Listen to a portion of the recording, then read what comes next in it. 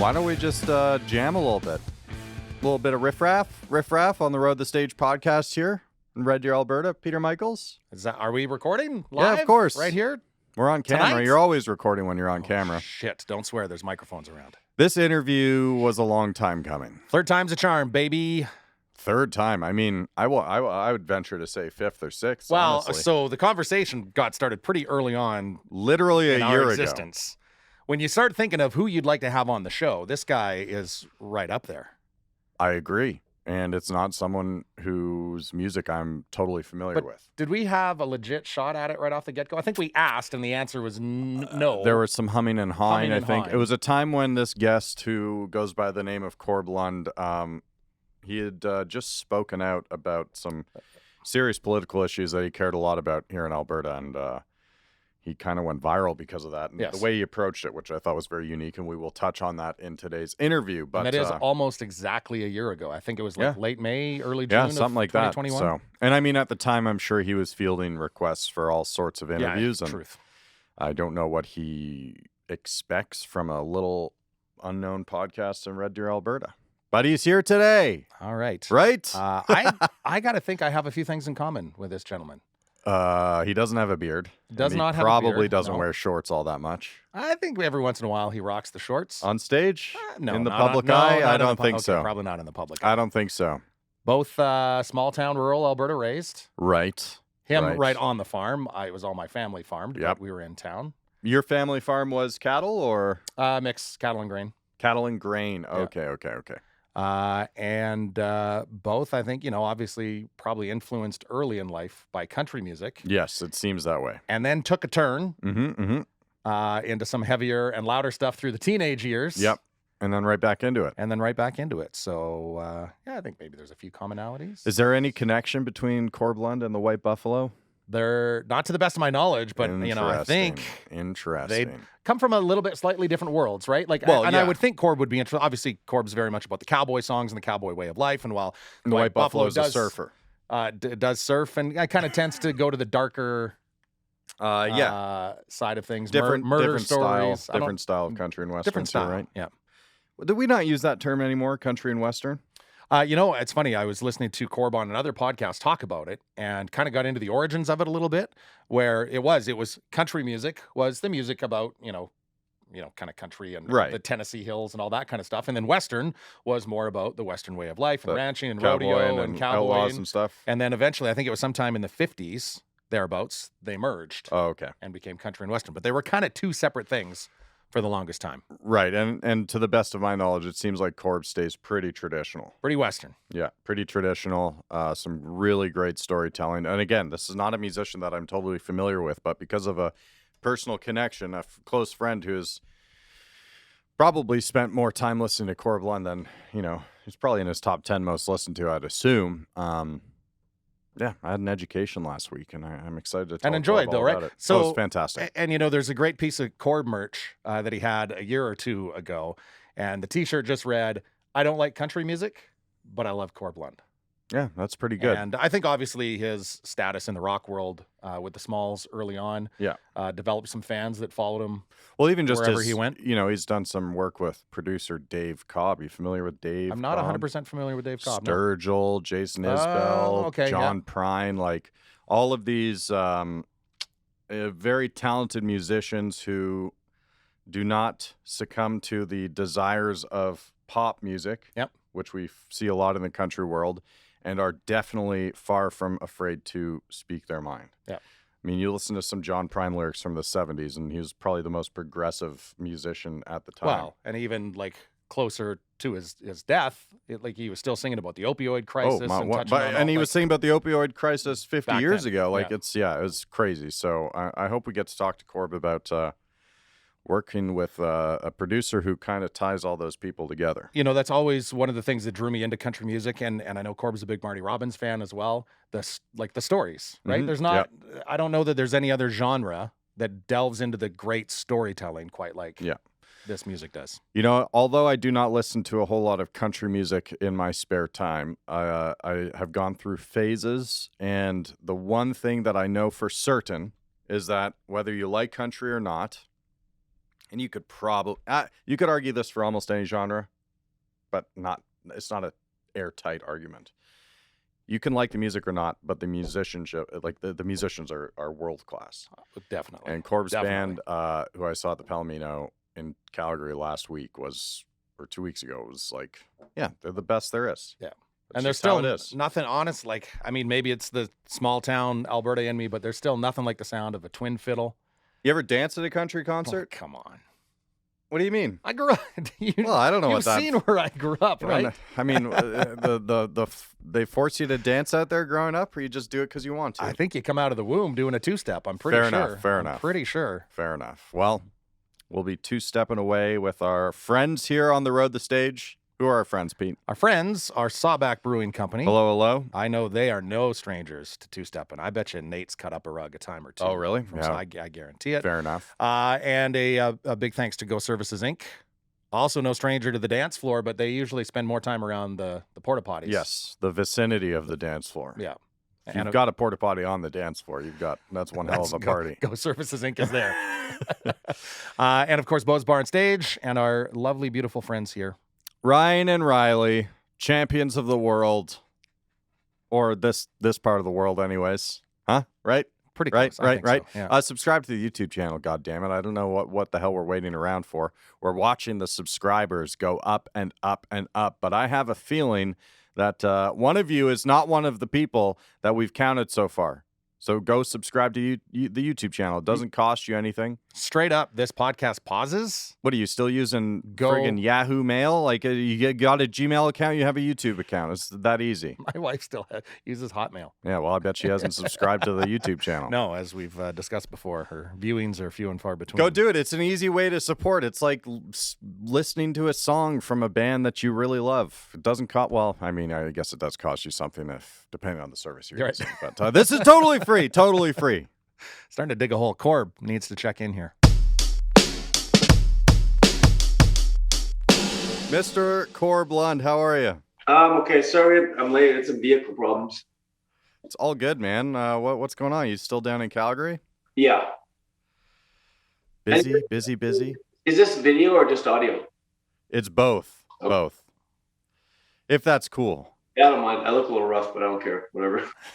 No, you're good. You're good. You've been just playing show after show after show. That's what happens with back-to-back-to-back-to-backs. Do you want vertical or horizontal? This works just fine, I think. Right, Ryley? Yeah, I think this is perfect. Okay, cool. So what's going on, man? How's your it's Tuesday, right? It's Tuesday. Yeah, it's I'm weary. I bet. Before we get, I got a comment. I love the umlauts over the O and the U in the Corb Lund. Nice touch. Thanks. Yeah. My Is there a story behind that? No, just my metal roots showing through. I love it. I have to start things off with a personal story, if that's cool. Is that cool, Peter? Yeah. Man. All right. I'm Patrick, by the way. This is Peter Michaels. You're Corb Lund. Hey. I had like kind of a magical few days last week where two of my very close friends flew in from rural Ontario, specifically to see a show at Bo's. We had a pretty sweet hardcore show, Grand Slam hardcore show at Bo's with Cancer Bats and Comeback Kid and Misery Signals. And their trip coincided with your stint in Calgary. And my buddy Steve is a massive Corb Lund fan. I think he's seen you 10 to 15 times. But the Thursday started off with us. Steve really wanted to go visit the Smithbilt store.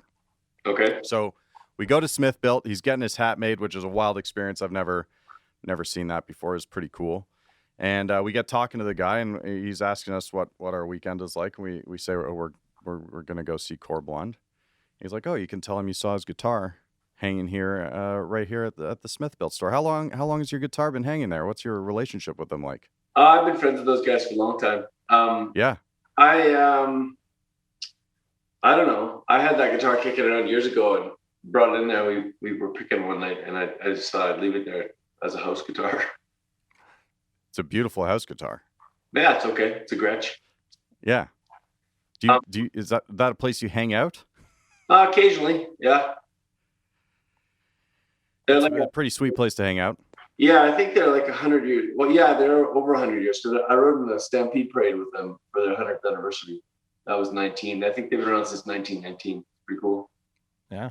It's like, yeah, there's so much history. I was blown away. I knew nothing about the process and feel very lucky that I got to. It was a beautiful hat you got out of the Yeah, it was a real nice hat that he got, and yeah, just watching the this there? dude who's. Is it there? Let's see it. No, we actually had it here on Thursday when we tried to do the interview last week, but no, I do not have it. It was a dark brown, I believe. I think he called it a gusser. Yeah. I think that was kind of the form that he got, but just the dude that was I think his name was Cody that was forming it. That sounds right. Like, yeah, it's like you look like you know what you're doing. How many hats have you done? I don't know, but I did 3,000 last year. Wow. It was crazy. It was a very cool experience. Yeah, it's interesting because all felt Western hats start out looking the same. They have an open crown and a flat brim, and then all the variations come when you make the shape. In the old days, different geographical regions had different shapes. You could kind of tell where a guy was from based on his hat shape. Crazy. So do you is the hat that you're wearing right now, is this the kind of style that you try to stick with? I've got a few different ones. Yeah. But is that the hat you were wearing on Friday night at the Palomino? Different one. Same okay. shape. They call it a brick top, or the Americans call it a Canadian because for some reason, because in the 70s Canadians wore them, but it's got kind of a square top. Oh, yeah. See that? Wow.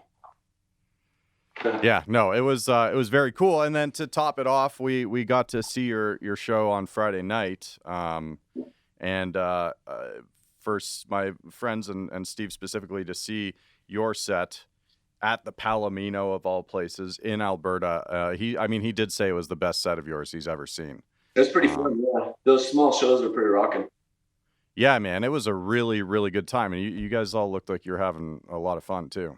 Yeah, we're having a blast. We've been out for 7 weeks now. We started in the States and did 5 weeks down there, and then we've been making our way back across from Eastern Canada. And we weren't sure what to expect after the plague and everything, but it was the best American tour we've ever had for turnout and stuff. It was really good. And the Canadian That's incredible. The Canadian one's been all sold out too. I think people, so when you're doing, I think people are coiled spring. They want to party.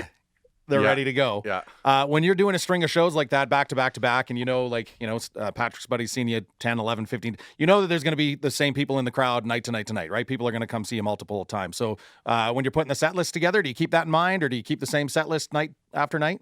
I don't actually use a set list. Every night's just different. I just call audibles all night. So yeah, beautiful. It's usually different. It's more spontaneous that way. If I just roll with the punches, done pretty good at reading the crowd and sort of. Yeah. It's more interesting for me and the guys too. It's different every night. What was it? And your bass player is the newest member in the Hurtin' Albertans. Is that it? Well, he's filling in for my regular guy. My regular guy's got some family stuff going on, so Sean's okay. He's great though. He sings well, plays harp. My God, I actually didn't tell Pete, but he did the Ian Tyson part of that song, right? That's the rodeo's over. Yeah. Yeah, it was. He crushed. He did a harp solo while he's playing the stand-up. It was very cool. Beautiful. Yeah, it was. I'm a little weary after seven shows in the hometown. A lot of friends and family action. Yeah. Yeah. So what about a couple of shows that I know that you've got coming up that are pretty interesting? Obviously I'd love to see in Longview. Those have got to be pretty special to go and play those shows in Longview. Yeah, for sure. And then what about you've got Ledoux Days coming up? Yeah, in June. Yeah. Have you played that before? How long has that festival been rolling? A long time. I played it a couple times. Yeah. Okay. I don't know who knows about Chris Ledoux, but he's a famous cowboy singer. He was a world champion bareback bronc rider in the 70s, and he was a really famous underground cowboy singer. And what's your connection with him? Well, he's passed away, but I'm really good friends with his family. And his son plays music. His name's Ned Ledoux. So he and I have written some songs together and played lots together. We're friends. Yeah, I hadn't realized Ned was playing, so I went and listened to Ned's stuff, and it's man, he just definitely sounds like his dad. So I grew up in Didsbury, Alberta, so I'm not sure if you're familiar with Didsbury. I am. So okay, yeah. So grew up with all of that stuff around. All my farm friends had Ledoux records on all the time. Yeah. And That's a fun deal. They have a bronc riding and a street dance. It's a good party. Yeah, I can imagine that'd be a good time. And I was trying to remember, they were showing a replay of an Oilers game last night at the place we were at, and it was the 1997 first round series that the Oilers and Stars had, and the Oilers were down 3-0 late in the third. I was living in Airdrie at the time, and I was like, well, this game's done. Yeah. So, and Chris Ledoux was playing, I'm pretty sure it was at Cowboys that night in Calgary. So I said, fuck it to the hockey game, and I thought, I'm going to go see Chris Ledoux. And then I showed up at Cowboys, and the game was still going, and I'm like, what? And then the Oilers ended up winning that one in overtime on Todd Marchand's goal. So I got to see that awesome moment, and then Chris Ledoux on stage later that night was a good time. He was Garth Brooks has said many times that he was a big inspiration for him, and he took a lot of his bombastic stage show from Chris. Yeah. Wow. Yeah, Chris was for sure a wild man on stage. And I imagine is Ned the same on stage? Kind of, yeah. Yeah. Before we move on from, the 7 weeks of touring and starting in the States, how was the Opry? It was great. Yeah, it was really fun. I was kind of nervous. It was kind of like that Eminem song, "Lose Yourself." You got one shot. Okay. Don't mess it up. Yeah.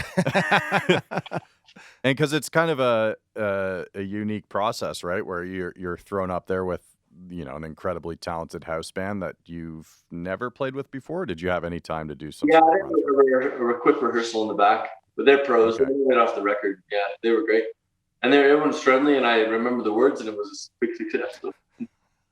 Damn. And was that was that something you'd always wanted to do? Was it great if it happens? If it doesn't, it doesn't? Yeah, I mean, it was always kind of on my peripheral vision. I've never really been much of a Nashville country music guy, so it hasn't been on my radar as it would be with some people, but I certainly know the significance of it. It was a real honor to be asked. I actually think that in that context, they like my old school story songs. It worked really well. So. And you did, you jumped up there and did 3 songs, right? Sorry? 3 songs? Yeah. Yep. I played I Want to Be in the Cavalry, and then S-Lazy-H, and then a duet with my friend Jada called I Think You Ought to Try Whiskey. Yeah. Yeah, that's an Opry tune. That is such a good tune. That song, those songs all sounded pretty damn good on Friday night for my first Corb Lund experience, if I might say so. Good. Yeah, no, and the new music is dope. I especially want to thank you for turning my eyes towards a guy by the name of Jeff Burner. Yeah, he's a beauty. Because that is definitely music that I have been far, far away from my entire life. But there was that one quote you had about him where you said something about him attacking the NDP from the left. And that was like, I was like, okay, let me learn a bit more about this guy. And I'm sure glad I did. Yeah, he's a commie. Yeah, I'm starting to get that idea. I've seen a few Instagram posts, but I mean, I think the first song I heard of his was just the top of the list, which was the Daloi Poliție song, which was that was a real trip. That was that's a good one. I put together a playlist of my favorite Jeff Burner songs, which I think is on Spotify right now. But yeah, you can. Mm-hmm. My people can get it to you if you want to check it out. But yeah, he's great. He's a really brilliant songwriter. I've got friends from all over the political spectrum. I don't give a shit about that stuff, but he's really brilliant.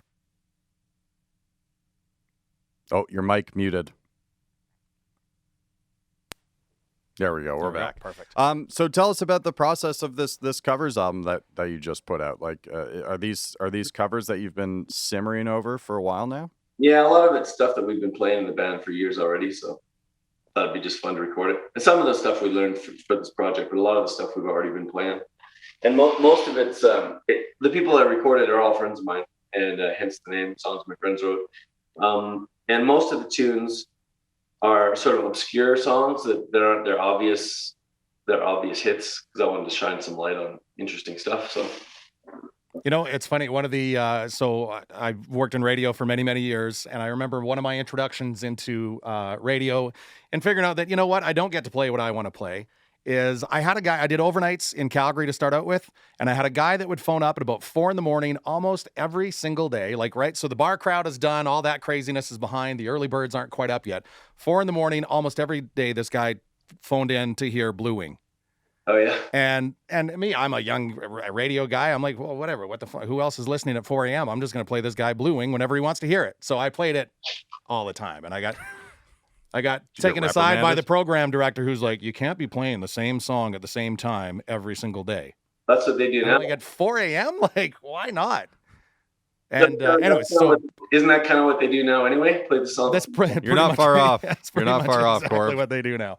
But I've heard that song so much. And so what is it like going in to tackle a song like that? That you wanted, you put your own spin on it, but you also want to do it justice.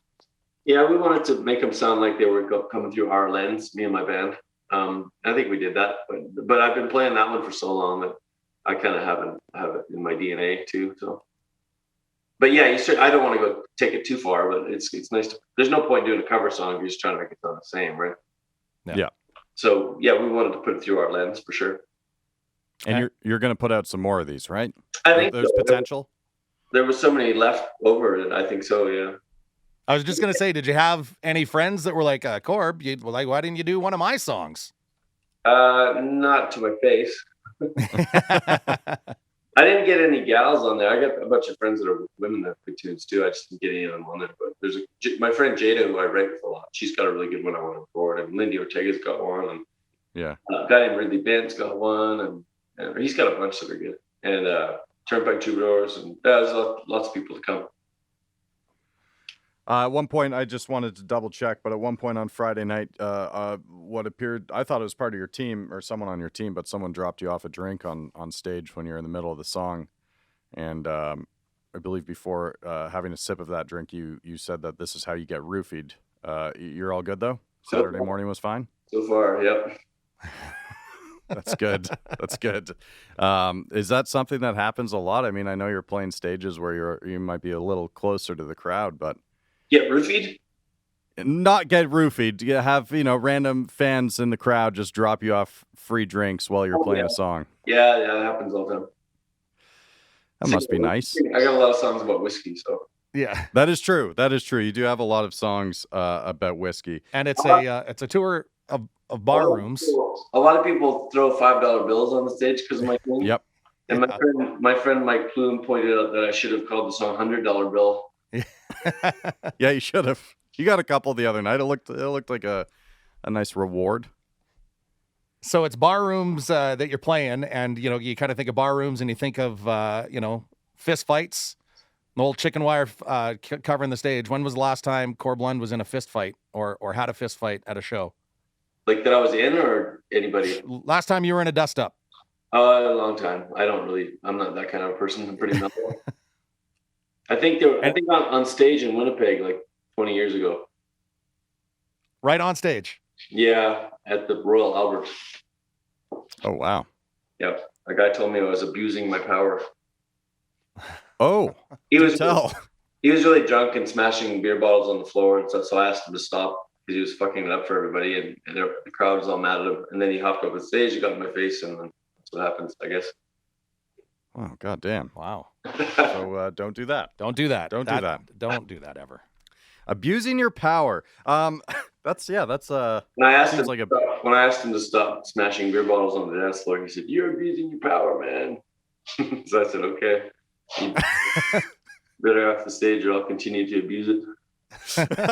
I do want to touch on your presence online about a year ago. I think we were trying to figure it out, but because the way you approached your moment of activism as to what was happening environmentally here in Alberta, I thought was really unique, refreshing.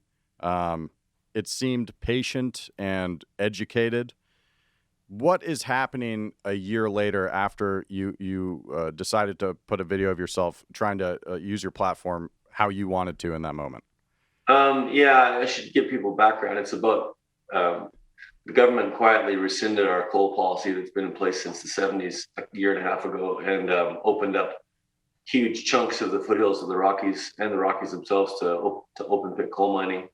And they've a bunch of all the mining companies involved are foreign, and all the coal is going to Asia. And there's hardly any money in it for us because the royalty rate's really low, and there's only a few hundred jobs per mine. And you got to balance that against ag jobs you're going to lose and tourism jobs. And it's almost certain to contaminate the waterways and the groundwater with selenium, because that happens with almost every coal mine. And it involves the Old Man River and the Red Deer River and the Saskatchewan. Those all flow through the area they open for coal mining. So yeah, and I'm not political. I don't give a shit about parties. I don't trust any of them. I would say the same thing no matter who is trying to pull this. As well, I'm not naive about resource extraction. I'm not against all resource extraction. I understand that we need things in the world, but this particular idea was really, really stupid, and I think corrupt. And the state of it is that, and so yeah, I researched it a bunch because I don't really like it when celebrities speak off about stuff they don't know about.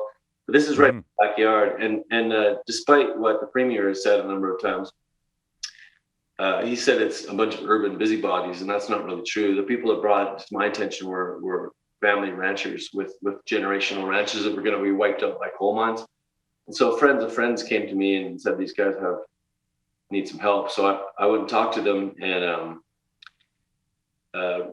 researched it for 6 weeks before I said anything. And really, I talked to dozens of people on all sides of the issue, and politicians, scientists, coal lobbyists, and coal CEOs, and hunters, and ranchers, and irrigating farmers, and all kinds of things. And it's using my best judgment, looking at it from all sides, it's a terrible idea. And so I spoke out against it, and it turns out like 85 or 90% of Albertans agree across the political spectrum, not just leftist environmentalists, but there's fishermen and ranchers and cattlemen too don't like the idea. And so yeah, it caused quite an uproar, and it's forced the government to walk that back a few times, but they're slippery. And again, this isn't an ideological thing. It's just that this current crop, in my opinion, are particularly slippery and dishonest. And every step of the way, when they've said, "Oh, sorry, we've heard Albertans, we're going to fix it." And gotta unmute again. Sorry. Go ahead. I was saying that what they've done 3 or 4 times now is in my opinion, every time they come out and make a speech because things are getting too hot, they say, "Oh, we're sorry, we've heard Albertans, we're going to fix it." And then they don't fix it. They leave themselves a bunch of loopholes and are trying to go ahead with it anyway. So every step of the way, in my opinion, has been dishonest and deceptive and smoke and mirrors. So I don't trust any of them at all. And the current state of things is that we've pushed them into a corner. So they've had to put the coal policy back in place temporarily, but I don't. This is going to be a long game. It's certainly not over. They still want to get in there. Everything they say, if you read between the lines, indicates they want to let the foreign coal companies strip mine the Rockies. So a lot of us are keeping an eye on it, and we're not letting them off the hook as best we can. Well, and it's not like they haven't had those conversations already with those companies looking to profit. So. However far along the process we might look at it as, it's arguably further along in their eyes, in their hands, right? Yeah, and they know that the longer you drag it out, the harder it is to keep people engaged. But we've turned, I think, in my opinion, we've turned it into such a toxic issue for them that whenever they resurface and try to push this stuff through, we're going to scream at them from the rooftop. So I hope, I don't want to jinx it, but I hope we have them on the run. Yeah, I mean, I really thought that your approach to it was, it felt very different than similar situations or issues that public figures have used their platforms for.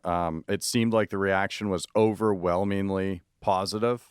And again, yeah, the more you think about it and the way that you divulged the information and the experience around the subject that you were bringing to the table that day in those videos and those posts, it is very hard to argue that it was a good thing to see this go through, right? Yeah. I mean, there's some people who disagree, and that's cool, I guess.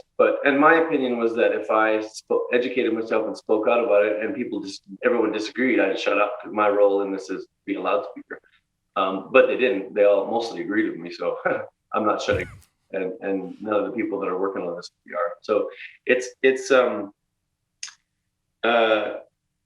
the only people who really seem to be against it, who are pro coal, seem to be people who are in the industry.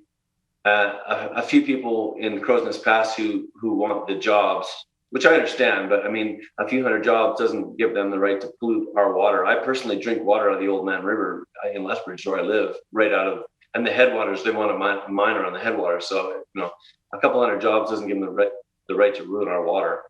And there's a certain element of people who are just knee-jerk, anti environment, pro-industry at all costs, which is kind of irrational to me because, I mean, okay, should we have a nuclear plant in the backyard of the school? Like, I mean, there's certain limits to it, right? So it's just a matter of determining what those limits are. And for me, this is a ridiculous idea. And you know, I've grown up around oil and gas. My brother's an oil rigger. We all live with that in Alberta, and it's a kind of a double-edged sword sometimes. But it's at this point, it's still sort of a necessary evil, I think. And you know, I haven't used any of my oxygen about that stuff. I think it's way too complex an issue because I don't hear any real good solutions yet to replace it. So I don't really wade into that territory. But this coal thing is just stupid, and it's a sunset industry. The people that use this coal use it to make, it's a high grade coal used to make steel, and we need steel. But the Scandinavians are already making steel with hydrogen, which is a much cleaner way to do it. And that's coming. It might be 5 years, it might be 20 years, but it's coming like everything else. And it's a sunset industry. And the other thing is that there's plenty of places that are already mining metallurgical coal that have vast reserves of vastly more than we'll ever need. And they have no intention of stopping. So, you know, there's no point in opening up our Rockies and ruining them and ruining the river systems and polluting the water and screwing up everybody's ranches, you know, for something that we can get elsewhere, and it's only going to be around and be used for another X number of years. It doesn't make any sense. Like the stupidest thing of all would be 25 years from now, no one's even using metallurgical coal. We've destroyed the Rockies forever and ripped the tops off them and made an ugly mess of it and terraced the mountains and ruined the river for what? Like, stupid. And it's interesting because you don't have to look across the globe to see what will happen. All you have to do is look 80 kilometers to the west in BC, where they mine in Sparwood and Fernie in that area, and same coal seam. And I mean, I'm not criticizing them. That's not my province. It's not my business. But you can see what's going to happen. Like, it's a mess over there, and they've had to replace, like, Sparwood's water wells are no longer drinkable. They have to truck water into Sparwood now. And my understanding is they've decimated the trout population in at least one or maybe two river systems. And Montana is talking about suing BC because it's gone downstream into Montana through the rivers, and it's ruining their fish too. So yeah, it's stupid. And like you said, you'll see the results of this in 20 years, not 200 or 2000. Like, it's so short-sighted. What do you mean? The negative results, the consequences of going forward through something like this, they're imminent. Yeah, not way down. They're not generations down the road. They're imminent. That's right. They're imminent, but they'll last for generations because it's almost impossible to get selenium out of the water, groundwater, once it's in there. So, like you said, you wanted to be well educated on the subject, and we do live in the era of misinformation. So how did you go about getting into that homework and knowing that the information you were getting was accurate? I interviewed human beings. Yeah. Straight to the source. From all over the spectrum. And, like, you know, I hate to say it, but some of the government officials, elected officials, basically lied to my face about it, in my opinion. And so did the people that I talked to from the coal lobby, in my opinion. I keep saying in my opinion so I don't get sued. But you know, I had meetings with them, and I was just, in my opinion, just lied to. So I you know, if that's what we're dealing with, okay, at least we know, right? Yeah. No, again, the approach I thought was really effective. I don't trust them about anything they say at this point on coal. So until we see it locked down in legislation, we're not letting go of their pant leg on this. Yeah. So do you, like, you don't have to answer this, but do you think this is something that you'll remain or get more active about as we approach the election next year? I don't know. There's a lot of factors. I'm not ever going to come out for any particular party. I don't like political parties. They're all full of shit. But I mean, yeah. I think it will be smart to be talking about that issue so all the parties are understanding how strongly Albertans feel about it. Yeah, well, good on you, man. It was I thought it was extremely effective. Yeah. We talked about it a lot. Oh, sure did. Yeah. No, you did an amazing job of shining it. Honestly, I mean, I learned a lot about it through your what you've discovered. So yeah, and there's people that don't agree with me, but I mean that's life. I spent a lot of time researching it, and I'm not entirely stupid, and that's what I come up with. So Not Entirely Stupid, the name of the next album. Yeah. What was we're trying to figure it out because we're my buddy and I are going through the set list the other night. But what was the song that you sang about your aunt? It was your aunt, I think. Yeah, The Truth Comes Out. Okay, good to know. I will send that text immediately after this interview. Then. Yeah, that's one of my favorite. I also. She was one of my What's that? I said that's one of my favorite tunes to play, and she's one of my favorite people. She passed away it was a few weeks ago. Yeah. Okay. Well. Oh, geez. I didn't realize it was so recently. That sucks, man. I'm sorry to hear that. That's cool. Thanks. When is Guitar Lessons coming out? I don't know. Actually, Okay. I actually had a beer with the director last night. They're still editing it. I think they're trying to get it in some film festivals and stuff. Cool, man. How was that experience? Is that your first time? No, it was the first time on that scale. I was playing the lead, and it was a full feature hour-and-a-half movie. So it was a much bigger, much bigger bite to bite off. And it's something that you look to do again, maybe someday, or Maybe, yeah. I kind of liked it. I'd like to do live theater sometime, but music's cool. Music's keeping me kind of busy.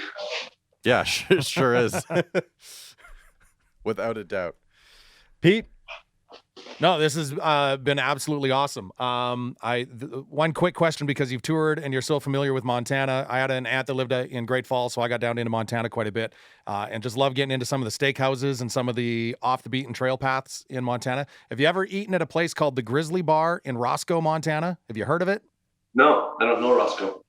Okay. Roscoe is about halfway between Billings and Bozeman, and then south. Probably about 45 minutes off the main highway there. Okay. Have you got any, are there any good places that you look forward to going and eating in? I always like the Sip and Dip. The Sip and Dip, yeah. In Great Falls. And the steakhouse in Bab is pretty good. Have you toured through Montana much? Nope, never been. And one other thing, and I don't know how long this, one thing I always notice about Montana that is so different from Alberta, even though we're so close, is the amount of Subarus on the road in Montana. Have you ever noticed that? I haven't noticed that, no. The next time you go through, I don't know what made us notice, but there's two types of vehicles in Montana. It's either a pickup truck of some kind, usually with deer antlers hanging out of the box, okay, or a Subaru Outback with deer antlers hanging out of a window. Next time you're touring through, keep an eye for, I don't know what it is with Subarus in Montana. It's probably California. Everybody I know in Montana and Texas and Idaho and Wyoming is saying California's moving in. That's okay. Maybe that's what it is. There are definitely a lot of Subarus in California. That is absolutely true. Yeah, well, Corb, is there anything you want to add?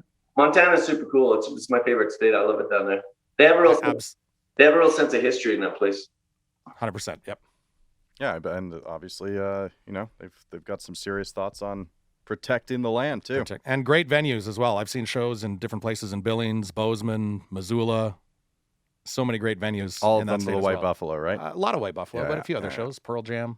Have you been to the filling station in Bozeman? Yeah. We played there. We played there a ton. It's fun. That's a great venue. Nice tiny room. Cool, Corb. Well, thank you so much for hanging out. I think that we're hoping that someday down the line you'll be back in Red Deer to play Bose.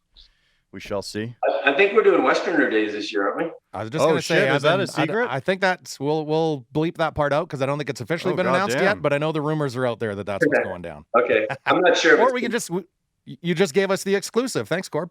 I'm not sure if it's confirmed yet either, but I heard something about it, so that'd be fun. Yeah, there's definitely rumblings for sure. Cool, man. Well, thanks for playing all these shows in Alberta over the last couple of weeks. It was really great to see that set at the Palomino. Yeah, it was fun for me too. Cool, dude. Thanks so much for taking some time. We really appreciate it. Okay, see you guys. Real quick Corb story, he says. Is there such a thing? I don't know. What are you gonna? We're just going. Yeah, we're going. We're going. What's your real quick Corb story? I got a real quick Corb story, and I'll put this the question on you. So my wife's from Saskatchewan, as I think you know. Yeah. And I do make fun of her quite a bit. From Grand River, Saskatchewan. And that province quite a bit. So we were traveling back to see her family one time, and we just crossed the border, and I make it a tradition. Every time we cross the border, I put on Long Gone to Saskatchewan. Okay. And we sing, and I try to make her feel a little bit better after just chastising her homeland for the last 3 or 4 hours.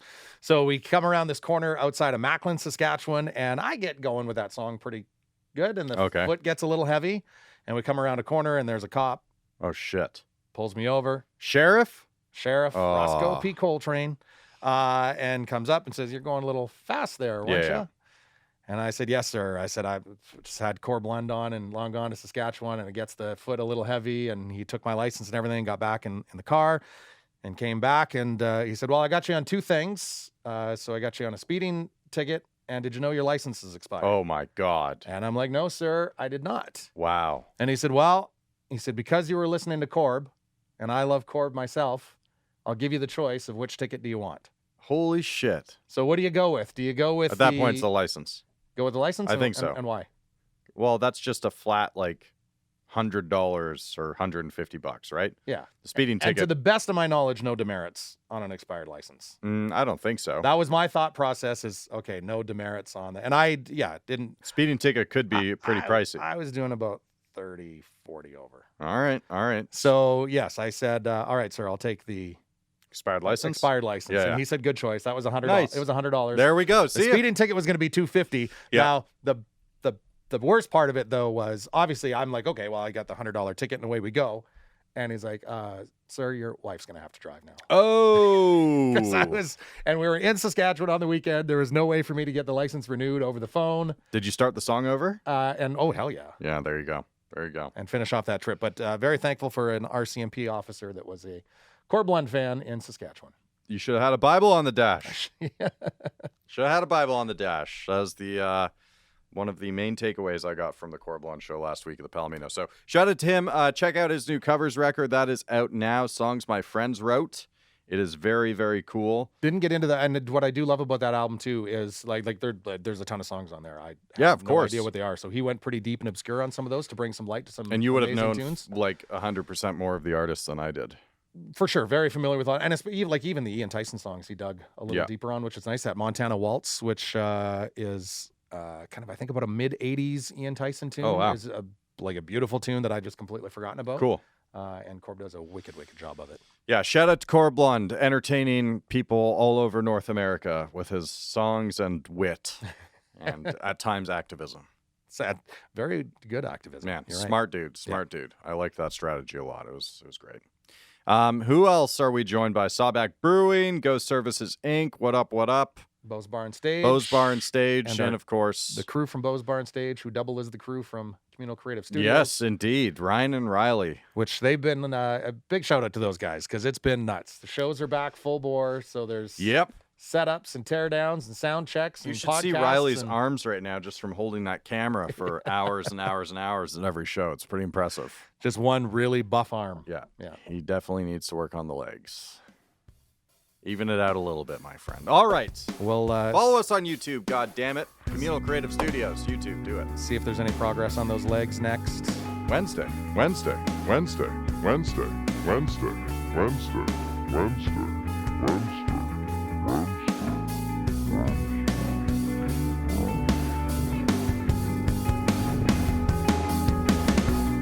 The Road the Stage is produced by Ryan Kuly and Ryley Surian at the Communal Creative Studios in Red Deer, Alberta.